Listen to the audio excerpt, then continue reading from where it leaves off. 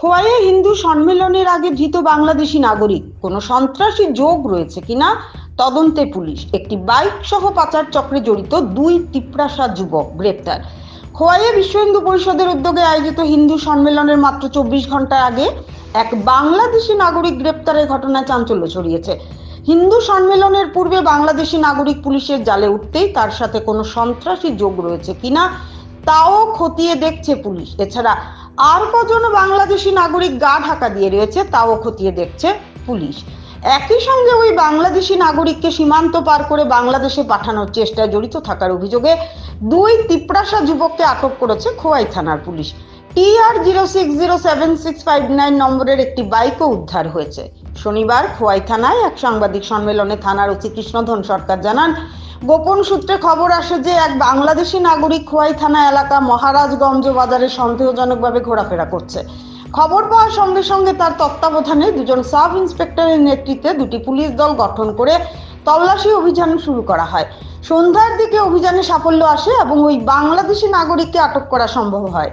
প্রাথমিক জিজ্ঞাসাবাদে সে নিজেকে বাংলাদেশি নাগরিক বলে স্বীকার করে। ধৃত ব্যক্তির নাম মোহাম্মদ ফিরোজ কবির, তার পিতার নাম মোহাম্মদ ইসরান আলী, বাড়ি রাজশাহী বিভাগের চাপাই নবাবগঞ্জ জেলার টিকরামপুর এলাকায়। পুলিশ জানায়, গ্রেপ্তারের পর থেকে ধৃত ব্যক্তির মোবাইল ফোনে একাধিক নম্বর থেকে ক্রমাগত ফোন আসতে থাকে। সেই ফোন নম্বরগুলি ট্র্যাক করে পুলিশ আসারামবাড়ি বনবাজার এলাকা থেকে দুই যুবককে আটক করে। ধৃতদের নাম শৈলেন দেববর্মা ও অজিত দেববর্মা, তারা দুজনেই উপজাতি যুবক।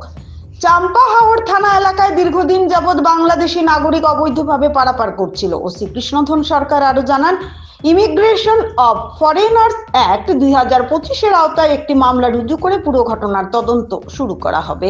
পুলিশ এই পাচার চক্রের সঙ্গে আরো কেউ জড়িত রয়েছে কিনা তা খতিয়ে দেখছে বলে জানানো হয়েছে। ত্রিপুরা থেকে গোপাল সিং এর রিপোর্ট, আসাম প্রাইম নেটওয়ার্ক। এখন থেকে 1 ঘন্টা আগে আমাদের কাছে একটা গোপন খবরের ভিত্তিতে খবর আসে যে একজন বাংলাদেশি ও বাংলাদেশে পার হবে। অ্যাকর্ডিংলি আমাদের দুইটা টিম বের হয়, এসআই মনোজিৎ দেববর্মার নেতৃত্বে এবং আরেকদিকে এসআই মদন সরকারের নেতৃত্বে।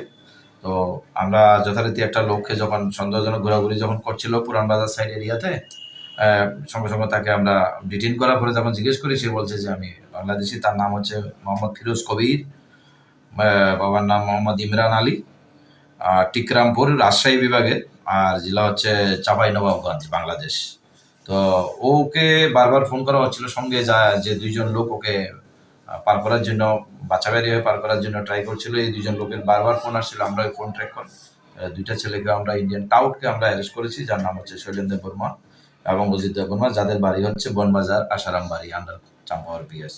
আমরা একটা ইমিগ্রেশন এন্ড ফরেনার্স অ্যাক্ট 2025 এই অ্যাক্টের আওতায় আমরা একটা এফআইআর নেব এবং ইনভেস্টিগেশন স্টার্ট করব।